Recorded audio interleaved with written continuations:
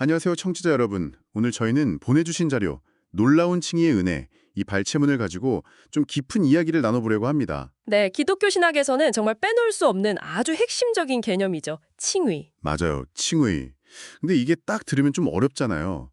특히 우리가 마지막 심판이 있다고 믿는다면 그렇죠. 성경에도 로마서 3장 23절 보면 모든 사람이 죄를 범했다 이렇게 나오는데, 아니 그럼 죄인인 우리가 어떻게 하나님 앞에서 의롭다 이렇게 인정받을 수 있다는 건지, 이게 사실 제일 궁금한 지점 아니겠어요? 네, 바로 그게 핵심 질문이죠. 그래서 오늘 이 놀라운 은혜가 대체 뭔지, 이게 우리한테 어떤 의미가 있는지 한번 제대로 파헤쳐 보겠습니다. 좋습니다. 자, 그럼 먼저 이 문제의 신박성부터 좀 짚어볼까요?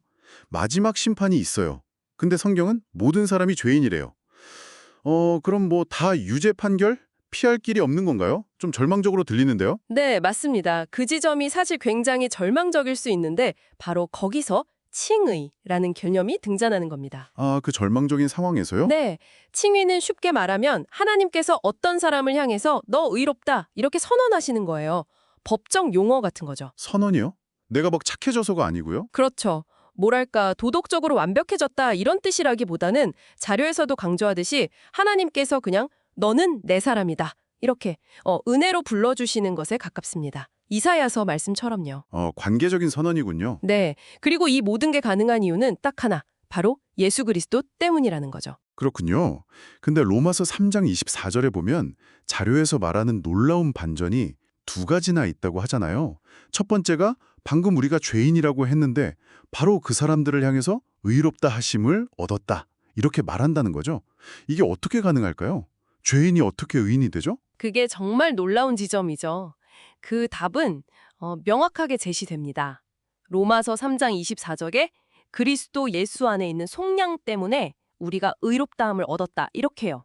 속량, 그게 뭔가요? 자료에 룻과 보아스 이야기가 예시로 나오는데 쉽게 말하면 예수님께서 가지신 그 완전한 의로움을 우리한테 그냥 거저 나눠주셨다는 거예요. 디모데 전서에도 예수님 자체가 의로우시다고 나오잖아요. 아, 예수님의 의를 우리가 받는 거군요. 네, 맞아요.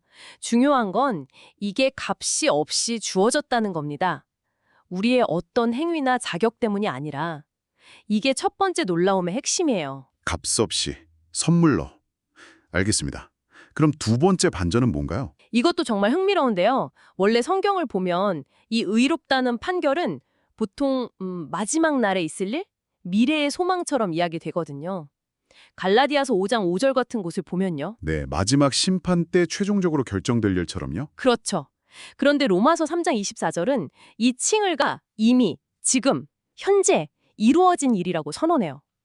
의롭다 하심을 얻은 자 되었느니라. 과거형으로요. 아, 미래의 일이 현재가 되었다. 네, 자료에서도 이 부분을 굉장히 강조하는데 이게 단순히 시간만 앞당겨진 게 아니에요. 그럼 어떤 의미가 더 있는 건가요? 이건 미래의 불확실한 소망이 아니라 예수님이 이미 이루신 그 의로움에 근거해서 하나님께서 지금 이 자리에서 우리를 의롭다고 판결하신다는 엄청난 의미가 있는 거죠. 아, 현재의 확신이 되는 거군요. 맞습니다. 이게 우리가 하나님 앞에 설 때 가질 수 있는 막연한 불안감을 현재의 담대한 확신으로 바꿔주는 거예요. 오늘을 살아가는 힘이 되는 거죠. 와, 현재 확신. 근데 이런 걱정이 들 수도 있을 것 같아요.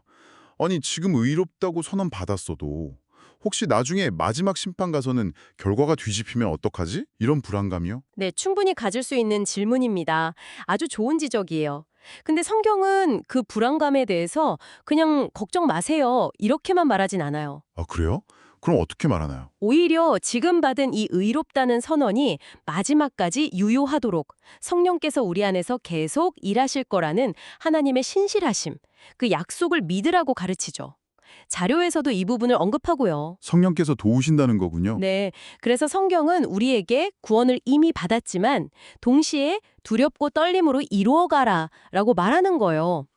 현재의 선언이 미래의 완성으로 이어지도록 그 과정 가운데 성령님이 함께 하신다는 거죠. 그렇군요.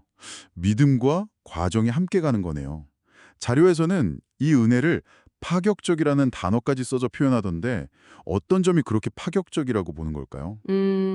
가장 큰 이유는 우리의 어떤 자격이나 노력, 뭐 성취 같은 것과 전혀 상관없이 주어진다는 점이죠. 전적으로 선물이라는 거. 아, 내 공로가 0%라는 거군요. 그렇죠. 100% 선물. 자료에서 인용한 비유 있잖아요. 1000번을 놀라면 참 좋은 신자가 될 것 같다는 말. 어쩌면 신앙이라는 게 내가 뭘 잘해서 이루는 게 아니라 이 말도 안 되는 선물을 받고 계속해서 놀라는 것 자체가 핵심일 수 있다는 거죠. 놀라는 것. 네, 그 놀라움에서 감사가 시작되는 거니까요. 와, 그 놀라움이 그럼 우리 삶에서 구체적으로 어떻게 나타날 수 있을까요? 바울이 로마 교회에 이 칭의를 그토록 강조했던 이유가 있을 것 같아요. 네, 아주 실제적인 이유가 있었습니다. 크게 두 가지 적용점을 볼 수 있는데요. 첫째는 서로를 받아들이게 만든다는 거예요. 서로를요? 네. 당시 로마 교회 안에는 유대인 출신 신자랑 이방인 출신 신자 사이에 갈등이 좀 있었거든요. 앞 배경이 다른 사람들 사이의 갈등? 맞아요. 근데 바울의 논리는 이거예요. 하나님께서 당신이 보기엔 좀 부족해 보이고 심지어 미워하는 저 사람조차도 예수님 안에서 의롭다고 선언하셨는데 당신이 뭐라고 그 사람을 판단하고 미워하겠냐는 거죠. 서로 품으라는 강력한 메시지입니다. 와, 하나님의 선언 앞에서 내 판단은 내려놓으라는 거네요. 그렇죠. 그리고 둘째는 우리를 더 나은 사람으로 살아가도록 이끄는 동기가 된다는 겁니다. 동기요? 네. 자료에 나온 옷 비유처럼요. 우리가 의로움이라는 정말 귀한 새 옷을 선물로 입었는데 그럼 그 옷에 좀 어울리게 살고 싶은 마음이 들지 않겠어요? 아, 그렇죠. 좋은 옷 입으면 행동도 조심하게 되잖아요. 네, 바로 그거예요.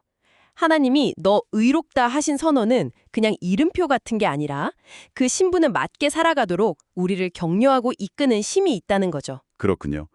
정리해보면 칭의는 진짜 죄인인 우리를 예수님 때문에 그분의 의로움으로 하나님께서 의롭다고 선언해 주신 파격적인 은혜, 선물이네요. 네, 맞습니다. 그리고 이 은혜는 우리 자신을 계속 놀라게 하고 또 다른 사람을 너그럽게 받아들이게 하고 더 나아가 의로운 삶을 살도록 우리를 이끌어준다는 거군요. 고린도전서 말씀처럼 예수님 자체가 우리의 의로움이 되셨다는 거군요. 정확합니다. 그게 핵심이에요. 이 사실이 오늘 듣고 계신 여러분께는 어떤 의미로 다가오시는지 궁금하네요. 네, 정말 중요한 건 우리가 뭘에서 얻어낸 게 아니라 그저 선물로 주어진 의롭다 하심이라는 그 사실, 그리고 거기서 오는 놀라움인 것 같습니다. 자료 표현처럼 신앙은 어쩌면 이 은혜에 계속해서 놀라는 여정일지도 모르겠어요. 계속해서 놀라는 여정. 네. 오늘 저희가 나눈 이야기 중에서 특별히 어떤 부분이 여러분을 가장 놀라게 했는지 잠시 생각해 보시는 건 어떨까요? 그리고 그 놀라움이 이번 한 주 동안 여러분 자신을 보거나 혹은 주변 사람들을 대하는 방식에 어떤 작은 변화라도 가져올 수 있을지 한번 고민해 보시는 것도 참 의미 있을 것 같습니다.